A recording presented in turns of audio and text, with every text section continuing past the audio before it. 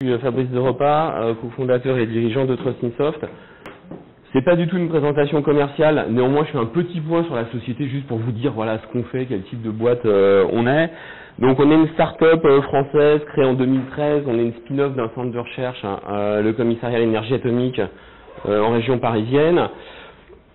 Qu'est-ce qu'on a fait depuis notre création en mai 2013?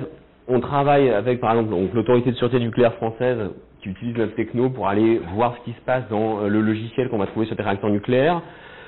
On a été, donc vous connaissez le NIST, un organisme fédéral américain en charge de réguler plusieurs aspects, dont la cybersécurité qui dépend du département du commerce, où on a été sélectionné, la technologie qu'on utilise comme la seule étant capable de passer ce que l'on nommait le OCAM Criteria, qui permet sur un jeu de test, il se trouve d'ailleurs fait par la NSA, d'amener des garanties sur qu'est-ce que je peux garantir.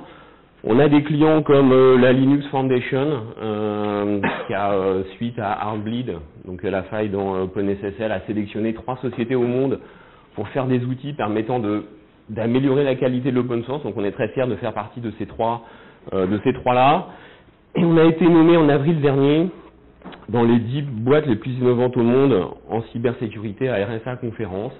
En 10 ans, c'est la première fois qu'il y a une boîte française qui est nommé dedans, donc on est super fiers. Alors c'est pour les petites boîtes, il faut avoir moins de 4 millions d'euros de revenus, ce qui est notre cas. Mais voilà, on est super content de ça. Voilà. Ça c'est pour présenter donc la société.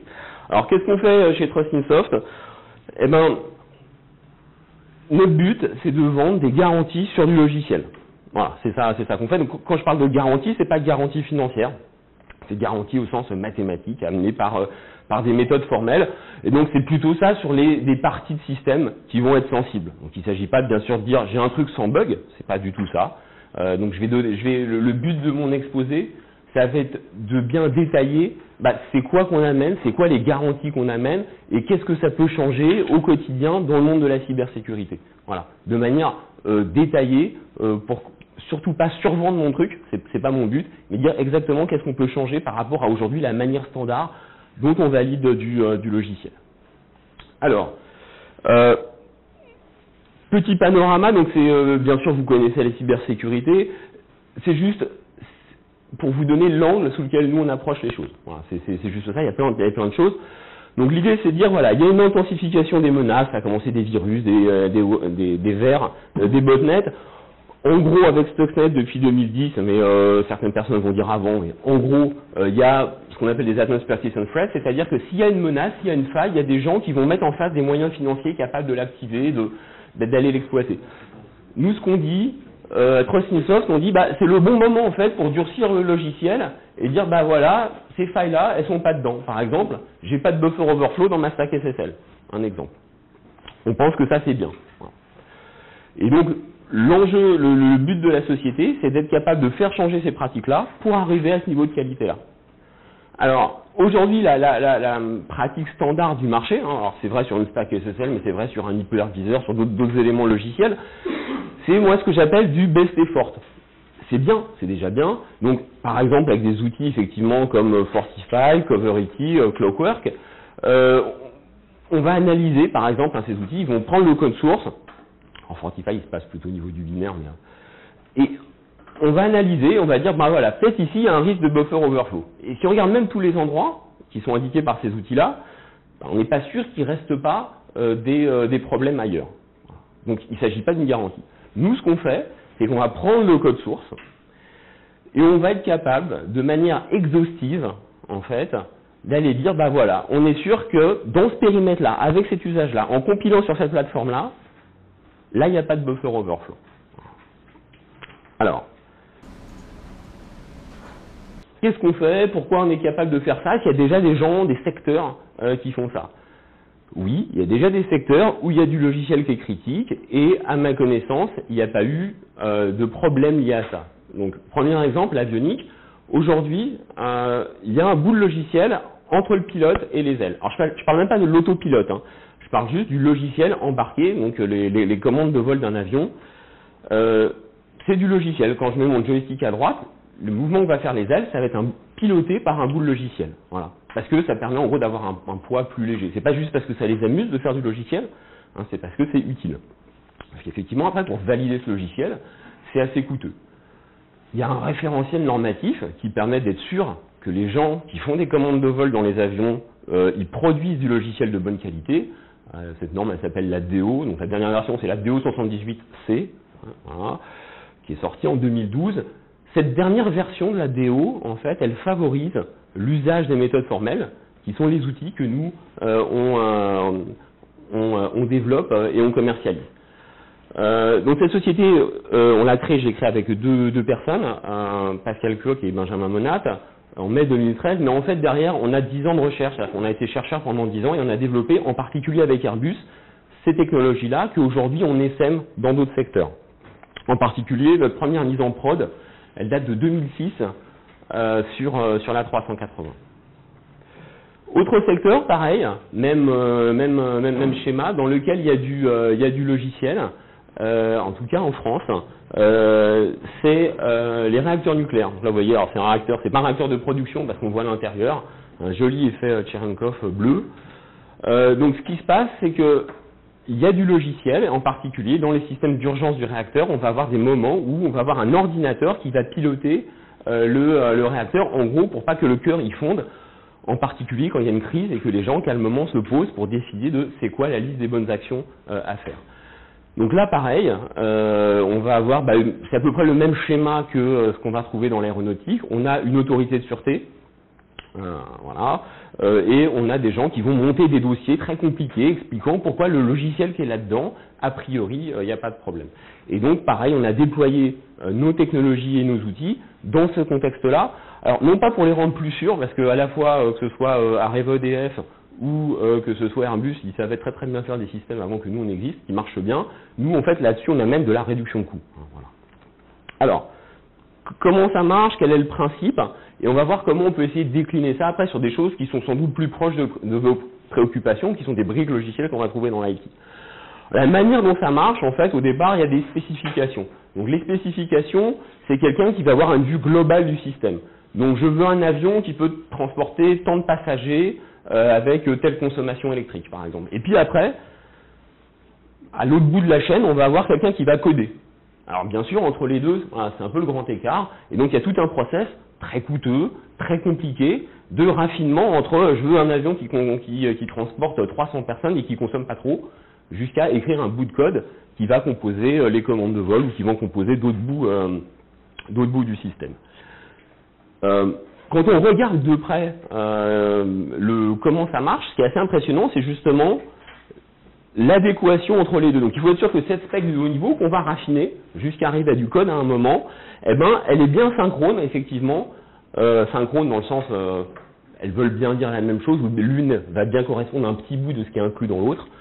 C'est ça que j'entends par synchrone ici. Et il n'y a pas, ici, on ne va pas avoir un codeur fou qui va écrire un truc dans son coin pensant faire quelque chose de bien, et en fait sans que ça corresponde aux spécifications globales. Ce processus de raffinement, de mise en cohérence de ces différents niveaux, il est extrêmement coûteux. Si on prend des commandes de vol sur quelque chose de critique, les coûts, on va dire, conception du logiciel, vérification, c'est à peu près ce ratio-là. Donc la vérification, en particulier être sûr que le petit bout qui était à droite, il correspond bien au spec qu'on avait, ça coûte cher. Beaucoup plus cher que ce qu'on va trouver dans, on va dire, dans un switch ou un routeur, typiquement. Voilà. Donc nous, ce qu'on a fait, ce que je disais, grâce aux méthodes formelles, ces tests, ils sont assez fastidieux, assez coûteux, ces étapes de vérification. Nous, on a pu, en fait, abaisser ces coûts-là. Donc du coup, ce qu'on fait aujourd'hui dans TrustInSoft, à la fois, bien sûr, on aide nos clients historiques dans le nucléaire et dans l'aéronautique, mais du coup, comme ces coûts, ils ont été abaissés, on va pouvoir adresser d'autres secteurs. Alors pareil, ça ne va pas être un système Linux en entier, mais ça va être des composants qui sont critiques et sur lesquels on a vraiment envie de se dire, on est sûr qu'au moins ce composant-là, il marche bien. Alors, c'est quoi ces méthodes formelles dont j'ai parlé? Alors, je vais prendre un petit exemple pour donner une idée. Donc, je prends une formule, une identité remarquable, et je me pose la question, est-ce que cette formule, elle est vraie? Ok, on sait que c'est vrai, d'accord, la question n'était pas bien. Comment faire pour savoir si la formule, elle est vraie? Alors, première idée, si je suis un informaticien, moi je suis un informaticien, perso, je vais tester, c'est logique, je teste ma formule. Donc, je prends plein de valeurs pour A et B, Je peux faire ça peut-être pendant 15 jours, j'essaye avec beaucoup de valeurs, et à chaque fois, ce que je remarque, c'est que ce membre ici à gauche et ce membre à droite, ils sont égaux. Donc je me dis, ouais, c'est assez raisonnable quand même que la formule, elle soit vraie. Voilà.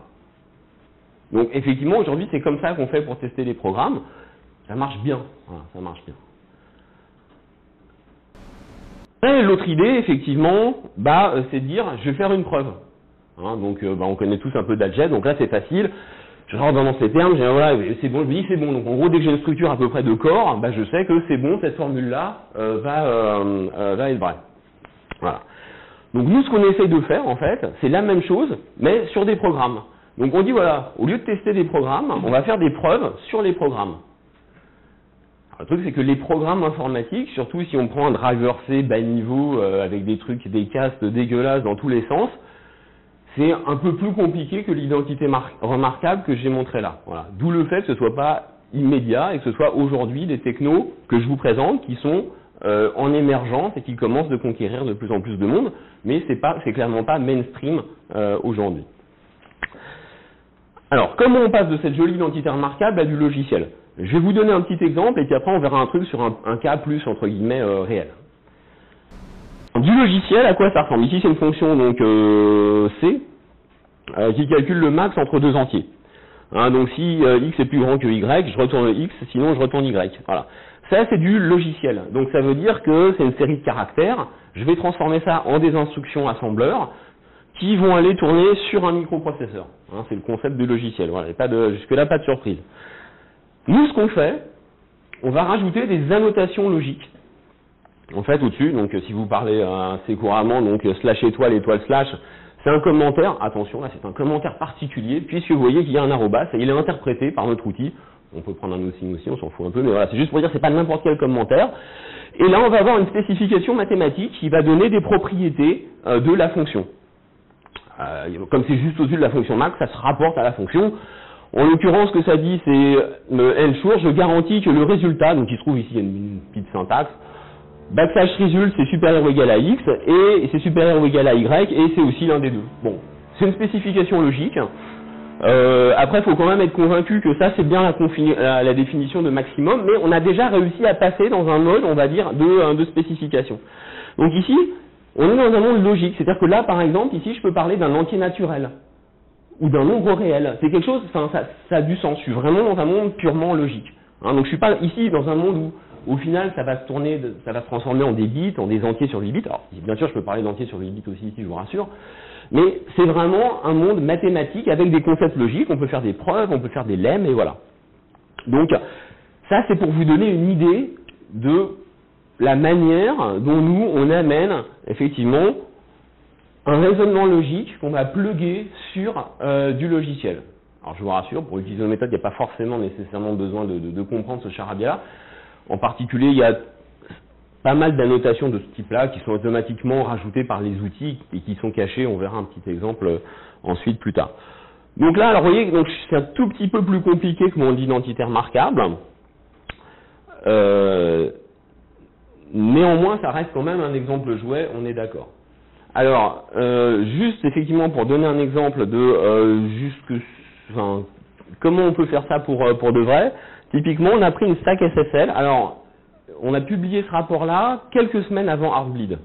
Coup de peau, c'est super fier de nous. On avait pris une stack SSL, on n'a pas pris OpenSSL, on a pris PolarSSL, en particulier parce que c'était utilisé pour une solution de VPN par le gouvernement des Pays-Bas pour assurer sa sécurité interministérielle, dans une solution qui s'appelle OpenVPN-NL. Donc, dans OpenVPN, il y avait une stack SSL, et OpenVPN-NL utilisait PolarSSL comme stack SSL parce qu'il se trouve que c'est une boîte. Alors, l'histoire, au départ, c'est quelqu'un qui a l'ANSI qui a fait ça. Ça a été repris ensuite par une boîte qui s'appelle Offspark BV qui justement était néerlandaise et les autorités néerlandaises étaient contentes d'avoir, on va dire, un éditeur logiciel. Et depuis, il se trouve, ils ont été rachetés par ARM, Offspark BV. Et donc aujourd'hui, c'est la stack, elle s'appelle Embed CLS. Mais fondamentalement, c'est ça son histoire, ANSI, Pays-Bas et maintenant ARM. Donc c'était une vraie stack qui sert pour de vrai. On a trouvé des failles qui étaient équivalentes à Heartbleed en faisant ce boulot-là, donc on les a reportées. Donc nous notre boulot, c'est pas de vendre des failles de sécurité. Donc on donne toujours gratos les failles. On les a donnés gratos à l'ANSSI parce que comme c'était utilisé par le gouvernement des Pays-Bas, on n'était pas à l'aise à le fait de discuter directement. Et puis aux concepteurs de la bibliothèque open source qui étaient ravis. Ce qui n'est pas toujours le cas. Quand on rapporte des bugs, des fois ça fait chier les gens. Faut en être conscient. Là en l'occurrence, effectivement, les mecs étaient très responsives. Et donc du coup, on a continué notre analyse jusqu'à définir un périmètre qui est extrêmement large et qui permet d'être immunisé, on va dire, en gros, contre les attaques type Heartbleed. Voilà. Donc, on peut dire, voilà, la preuve mathématique qu'on a fait dit que dans ce périmètre-là, on n'a aucune faille de type Heartbleed. Ça, c'est un résultat qui est unique au monde. Aujourd'hui, on est la seule société au monde à être capable d'obtenir ce résultat-là sur du code existant. Alors, il y a des gens qui font du code de qualité équivalente, généré, des fois, à partir de modèles mathématiques ou tout ça. En partant d'un code existant, nous, on est les seuls à faire ça, ce qui permet de reprendre de l'open source, du legacy, des choses comme ça, et de poser une sorte de label de qualité en disant, voilà, ce truc-là, ça marche pas mal au regard, après, on ne dit pas il n'y a plus de problème, je ne dis pas ça, au regard de ces problèmes-là. Ici, effectivement, si vous voulez voir c'est quoi la liste des problèmes, elle est donnée ici, il y a les CWE, donc les CWE, c'est la typologie des erreurs, vous connaissez surtout que les CVE, ils sont des sortes d'instanciations de failles pour un programme donné qui se rattache à une typologie en fait de CWE. Nous, ce qu'on fait, c'est on dit voilà, cette CWE, on sait qu'elle n'est pas présente dans ce code si vous le compilez comme ça sur cette plateforme et tout. Il y a un lien qui est affiché en dessous. Ah bah si, j'ai remis le truc ici. Voilà. Donc si vous savez trustmesoft.com Polar SSL Verification Kit.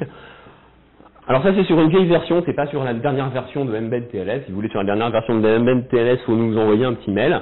Et là, vous pouvez télécharger ce rapport, effectivement, on le met gratuitement à disposition des gens, juste pour donner une idée de jusqu'où on peut aller en termes d'application des méthodes formelles sur du vrai code qui tourne et qui n'a pas été écrit pour être mathématiquement validé. Donc typiquement, voilà, ça reprend, c'est des extraits du rapport, c'est une sorte de lecture guidée du rapport, juste pour vous donner une idée de ça. Et puis là, effectivement, j'ai pris Polar SSL. On fait ça sur d'autres sortes de logiciels. On va faire ça sur des modules du kernel Linux, on va faire ça sur des hyperviseurs, sur toute une variété de logiciels plus ou moins compliqués en fonction des besoins de nos clients. Donc là, ici, on va retrouver donc c'est plein. Alors donc les CWE, c'est défini par Nitre. Et c'est une typologie qui est assez raffinée. Donc voilà, ça c'est l'ensemble des CWE contre lesquels on est capable d'immuniser le logiciel. Je ne vais pas vous les lire, mais on voit des trucs qui sont des choses qui fondamentalement ne devraient pas exister. Effectivement, si on programme et qu'on teste bien, normalement on ne devrait pas avoir de buffer overflow. Normalement. Mais le fait est de constater qu'il y en a quand même de temps en temps et qu'effectivement ça sert à des gens mal intentionnés. Ensuite, cette validation, on l'a fait pour une architecture donnée. Ça veut dire qu'on n'a pas tout vérifié là encore. Hein. Typiquement, on a fait ça sur du Little Indian avec une Application Binary Interface Linux sur une architecture 32 bits. Faut la refaire. Peut-être si l'IndianNet n'est pas la même, si la taille des entiers n'est pas la même. Hein, voilà. Donc c'est en général, surtout si le code n'est pas sensitif à l'IndianNet, ça repasse tout de suite. En revanche, il peut y avoir du boulot, en particulier si l'IndianNet change et que le code est sensible à ça. Donc là, pareil, juste pour, c'est pas pour, mon but c'est surtout pas de survendre ce que peuvent faire ces méthodes-là. C'est bien important de comprendre à la fois ce que ça peut faire, parce que c'est super cool, mais aussi les limitations. Donc typiquement, nous on a juste vérifié la bibliothèque Polar SSL. C'est ça qu'on a fait dans ce cadre-là. Donc ça veut dire que la librairie, s'il y a une erreur dans la librairie standard C, on l'a pas fait. S'il y a une erreur dans le kernel ou dans le ARM que vous utilisez, c'est pas dans le périmètre. Donc c'est surtout pas de dire il n'y a plus de problème avec votre système. C'est juste ces problèmes-là en tout cas sont pas présents. Juste là. Et bien sûr, si votre application fait n'importe quoi au-dessus, ça rentre pas dans le cadre du périmètre. Donc dans ce rapport, ce qu'on va faire, c'est qu'on donne, en fait, on a dû appliquer toute une liste de patchs qu'on a trouvés. Alors dans Polar SSL, en général, le mainteneur, il est plutôt bien et il reverse bien les patchs. Des fois, des paquets open source, on a un peu moins de responsiveness du côté du mainteneur. C'est utile de voir la liste des patchs qu'on applique. Donc là, ici, enfin, les petits plus, là, c'est comme le diff sous Unix. Hein. Les petits plus, ça veut dire qu'on rajoute des lignes. Donc là, on a rajouté 2 lignes, en fait, qui permettaient, vous voyez, if, en fait, qui permettait de vérifier que l'indice de padding était pas trop grand. Sinon, effectivement, il y avait un vrai overflow qui fait qu'on lisait un paquet qui venait du réseau avec un padding arbitraire qui pouvait déplacer du paquet. Ça causait un buffer overflow. C'est un exemple, on va dire, de bug qu'on a trouvé. Et on vous met ici le correctif que nous on pense. En général, on essaye toujours de faire valider le correctif par le mainteneur de la bibliothèque, sachant que nous, on intervient on est transdomaine. Et donc, c'est pas à la fois évident d'intervenir sur du logiciel qu'on va trouver dans des trains, dans une sonde spatiale et dans une stack SSL. Mais nous, on est vraiment sur notre métier, c'est la sémantique des langages. Et donc, on essaye toujours de faire valider ça par les mainteneurs. Donc, en termes techniques, l'autre truc qui est important, c'est les scénarios d'usage aussi, qu'on va valider. Donc, je déroule toujours sur la stack SSL, mais on fait ça sur d'autres trucs. Donc, vous voyez toute une séquence d'init, et puis après, il y a le SSL uncheck, et ensuite, on fait des reads et des writes à l'infini, puis tout d'un coup, paf, on finit. C'est un petit automate qui donne le scénario d'usage. Donc ça, c'est super. Alors ici, il est particulièrement simple. Ce que ça veut dire, c'est quand vous intégrez cette brique logicielle, il faut vérifier que votre pattern d'usage, il est quand même bien là-dedans. S'il n'est pas là-dedans, on va pas pouvoir dire qu'on a couvert ce cas-là. Nous, on couvre tous les cas qui rentrent dans cet automate-là. Là encore, c'est juste pour vous donner exactement c'est quoi ce qu'on valide et ce qu'on valide pas. Donc si ça rentre pas là-dedans, genre si vous, par exemple, ici vous utilisez une autre fonction que read et write, du coup ça rentre pas là-dedans. Donc vous êtes entre guillemets, vous n'avez plus la garantie formelle. Voilà. C'est pas forcément grave, c'est juste qu'il faut le savoir. L'implémentation on fait aujourd'hui, donc alors effectivement c'est un peu technique, je suis désolé, mais c'est pour bien comprendre la logique de comment on fait effectivement ces validations. Donc aujourd'hui, là, ce petit automate, il est implémenté avec des fonctions, ici, Framacy Interval, qui sont des fonctions, en fait, c'est des mots symboliques, qui vont représenter n'importe quelle valeur 0 et 1. Donc c'est pas un nombre aléatoire, mais c'est des valeurs symboliques, donc c'est vraiment l'équivalent de l'ensemble mathématique 0 et 1, et on va être capable d'exécuter ce programme-là avec cette valeur symbolique qui vaut ou 0 ou 1, de manière simultanée. Voilà. Et c'est grâce à ces petits mots-là qu'on est capable, en fait, de tester et de valider le composant. Donc là, typiquement, ce qu'on va faire, c'est que, après, ça c'est le périmètre de ce qu'on a validé. Donc on a validé le serveur SSL, plus toute une série, ici, de modules, MD5, SHA-1, AES, RSA. RSA utilisant lui-même une bibliothèque de grands entiers, puisqu'en gros, c'est factoriser des grands nombres. Donc il y a MPI, Multi Precision Integer, donc on a dû valider aussi cette bibliothèque séparément. Chaque case, en fait, c'est des bouts de validation séparés qu'on a fait. Donc ça, c'est en gros, on va dire, l'architecture de validation. Juste un petit exemple là, et je pense que ce sera mon dernier, entre guillemets, slide technique, sur comment ça marche, comment on est capable d'englober plein de cas avec ces valeurs, un peu, vous vous souvenez, je vous ai dit, c'est une valeur, c'est à la fois 0 et 1, comment on est capable de faire ça et comment ça marche. Alors, petit exemple, c'est une machine virtuelle qui calcule 2 puissance 4 avec un tout petit assembleur de registres. La mémoire, elle est ici, vous voyez, j'ai un tableau qui s'appelle MEM qui contient ces valeurs-là. 80, 7, 5, 5, 3, 5. Ok. Ici, j'ai mon main, donc le point à l'entrée du programme, en gros, pour ceux qui ne parlent pas C couramment. J'ai un registre A, un registre B et la position, c'est l'équivalent du pointeur dans la mémoire. Et ce que je vais faire, c'est, en fait, j'ai une boucle infinie, while one, ici, et je lis mon bandeau mémoire, et puis je dis que si je trouve 0, en fait, en regardant les bits de poids faible, ici, ça me fait une addition, ici j'ai une soustraction, là je fais load, c'est-à-dire je charge le registre A avec la valeur même à l'adresse B, ici je store, c'est A que je verse dans le bandeau mémoire, ici je retourne A, là je fais load and add, là je fais un goto, voilà, donc c'est une sorte de micro-assembleur que je me suis fait, c'est juste pour jouer et pour comprendre le truc. Ce serait l'équivalent en plus simple d'une machine virtuelle Java, ou un truc comme ça, en vraiment plus simple. Et ici, il y a une erreur, c'est que là, je fais même de B et j'ai oublié de vérifier que B n'était pas trop grand. Ici, j'ai bien pensé, j'ai vérifié que B n'était pas plus grand que RSize, mais ici, j'ai oublié de le faire. Donc potentiellement, je pourrais avoir ma machine virtuelle qui crache, en fait. Ok. Il se trouve que, avec cet exemple particulier, la série d'instructions qui est là, qui revient à calculer 2 puissance 4, j'ai fait le truc à la main, faut me croire, ça c'est vrai. Ça crache pas parce que B il est toujours dans les bonnes bornes. Donc si je teste ma machine virtuelle avec ce programme-là, je vais dire ouais, c'est cool, elle marche bien ma machine virtuelle. Ouais, mais il y a des programmes bytecode que je pourrais télécharger, qui seront, on va dire, le contenu de cette mémoire-là, qui eux vont faire cracher la mémoire. Comment faire? Parce que voilà, donc là en fait j'ai testé avec des valeurs concrètes, qui sont ces valeurs 80, 7 qui correspondent à un programme donné. Nous ce qu'on va faire en fait, plutôt que de faire RSize est égal à ces valeurs concrètes, on va initialiser, vous voyez là j'ai une petite boucle, je vais initialiser la mémoire, la même, avec pause, je vais l'initialiser avec Framacy Interval de 0,255. Qu'est-ce que ça veut dire? C'est-à-dire, je vais dire, mon bytecode, potentiellement, c'est juste n'importe quoi. Et je voudrais quand même que ma machine ne crache pas. Voilà. Et donc, ce que je vais faire, c'est que en un seul run, je vais tester 256 à la puissance 11 tests, ce qui est beaucoup. Voilà. Et donc, l'idée de ces méthodes formelles, c'est d'être capable, avec des valeurs symboliques, qui ne sont pas les valeurs concrètes 0 et 1 avec sur 8 bits comme on fait d'habitude, d'être capable d'avoir des campagnes de tests qui sont juste délirantes et monstrueuses. En particulier, dans la stack SSL, ce qu'on fait, c'est qu'on dit, genre, il peut venir n'importe quoi du réseau. Ce qui est assez logique, puisque, on va dire, si l'attaquant il est pas con, il va être capable de forger un paquet qui va venir aller attaquer la stack SSL avec des valeurs bien foutues.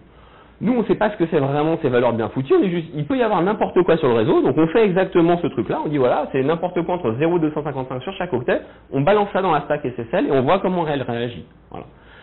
Et c'est là qu'on voit des petits corner cases. En général, c'est souvent des cas où le mec, il a oublié de tester. La première fois qu'il a écrit sa stack, c'était bien, puis après, ouais, il y a la version 1.bidule, il a rajouté un truc, et il a oublié que quand il modélisait ça dans le modèle, il fallait modifier dans telle autre chose. Et on retombe effectivement sur mon image de départ avec l'avion et la spécification, c'est-à-dire que on change un petit bout de code et on oublie que ça a des répercussions sur un autre module qui, lui, suppose différemment les choses ou ne voit pas pareil les choses. Et typiquement, les erreurs qu'on a trouvées qui ressemblaient à Heartbleed dans la stack Polar SSL, c'était ce genre d'erreur qui avait été, entre guillemets, on avait un petit peu oublié de tester certains cas concrets.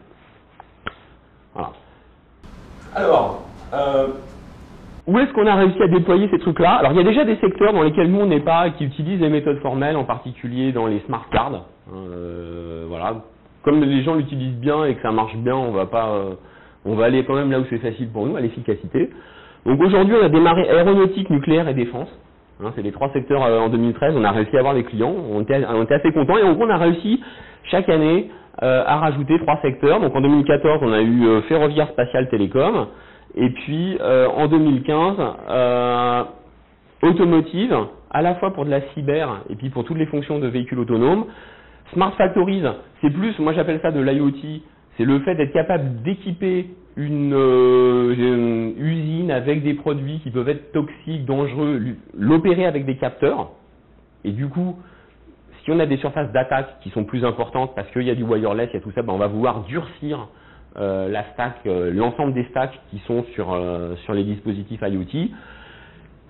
Et puis on a eu aussi des choses plus en IT standard, ça comprend ce qu'on fait avec Linux Foundation ou avec d'autres acteurs américains, puisqu'aujourd'hui en fait plus de la moitié de notre chiffre d'affaires vient de la région de San Francisco, où il y a plein de grosses sociétés qui aiment ce genre de choses.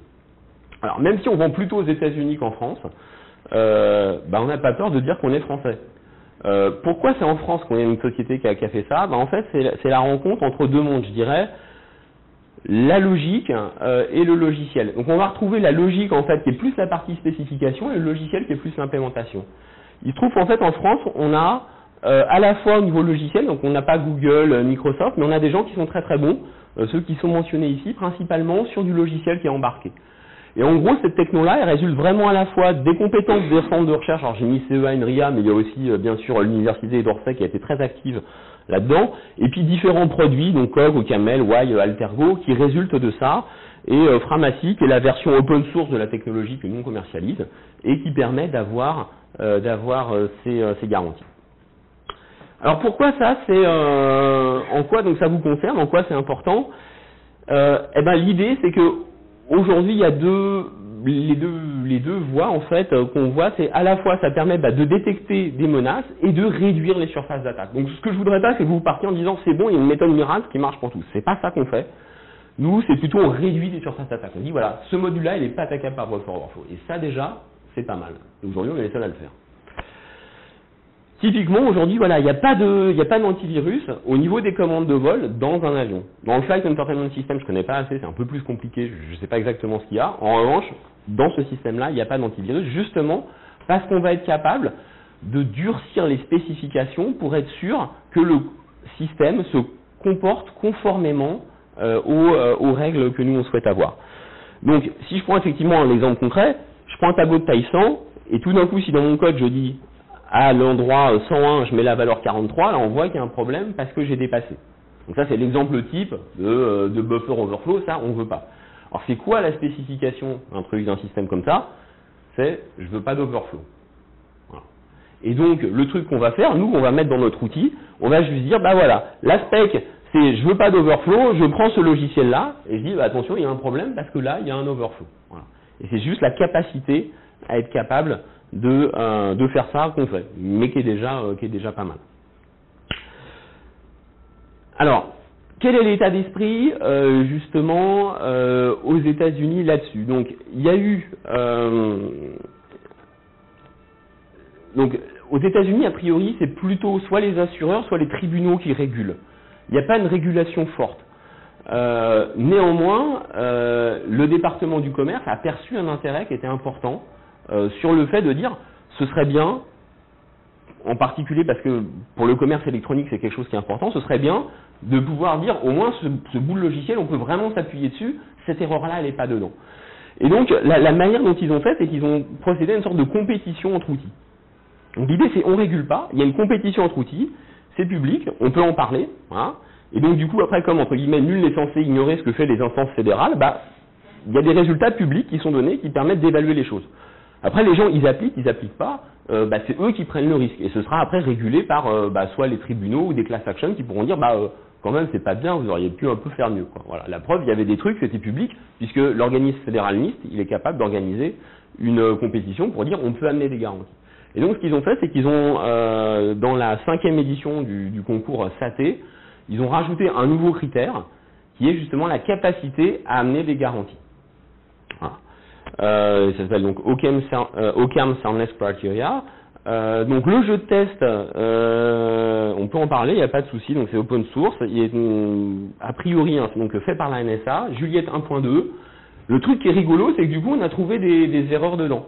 Donc le jeu de test, comment ça marche? Il y a un programme, les bons et les mauvais programmes.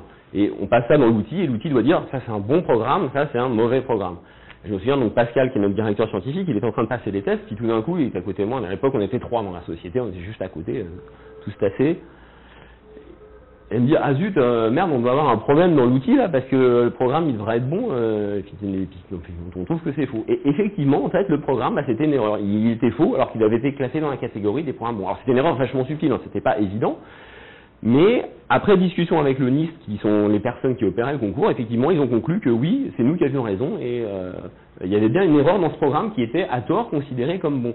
Donc ce que ça veut dire, c'est que même un programme fait par des gens, on va dire pertinents, dans un souci de bench, qui est depuis plusieurs années dans la nature, il peut y avoir des erreurs dedans parce que justement, ce degré de qualité, il n'y a pas des gens qui avaient passé un outil pour atteindre ce degré de qualité-là. Quelles sont les conséquences de ça au niveau de l'open source? Alors l'open source, il y a plein de plein de choses. Donc en gros, pourquoi le code source c'est important? Donc il y a l'idée du programmeur, le code source qui, moi je vois ça, surtout quand c'est quelqu'un qui écrit le source et que c'est pas du code généré comme directement du jus de cerveau. Donc à partir du code source, on est capable de recompiler, de redéployer, et après ça donne du code binaire. Il y a clairement une valeur intrinsèque au fait de disposer de code source. Typiquement, si je prends dans une voiture, aujourd'hui, il y a beaucoup d'open source. Alors, il y a plein de licences différentes, certaines qui vous obligent à reverser à la communauté les changements que vous avez faits. Et donc, par exemple, si on va sur le site de Bosch, il y a une page qui vous liste tous les modules. On voit que c'est principalement des choses d'interface graphique, mais pas que, il y a aussi des choses des fois qui sont un peu plus enfouies. Tout le soft de Bosch qui a été fait pour GM, et vous pouvez même revoir les patchs qu'a fait Bosch pour GM. Pourquoi les gens ils font de plus en plus d'open source? Il y a plein de raisons. Alors il y a des raisons idéologiques, plutôt donc Free Software Foundation, Free as in Freedom, principe de voilà, il faut de la liberté. Et il y a aussi le principe Free as in Free Beer, plutôt pragmatique, qui est de dire aujourd'hui les systèmes sont tellement compliqués, je ne vais pas tout redévelopper, donc moi-même perso j'ai des petits modules propriétaires, et puis en fait il y a une grosse base open source, qui est une sorte de truc commun à laquelle tout le monde contribue. Donc Linux c'est un exemple, Apache c'est un autre exemple, au niveau des bases de données aussi, voilà, il y en a plein. Donc ça c'est bien. En revanche, on maîtrise assez peu le processus de développement de ces bêtes-là, parce que effectivement, ça résulte de beaucoup d'interactions, et c'est aussi ce qui fait la richesse, le fait que ce soit des modules logiciels patinés par l'usage.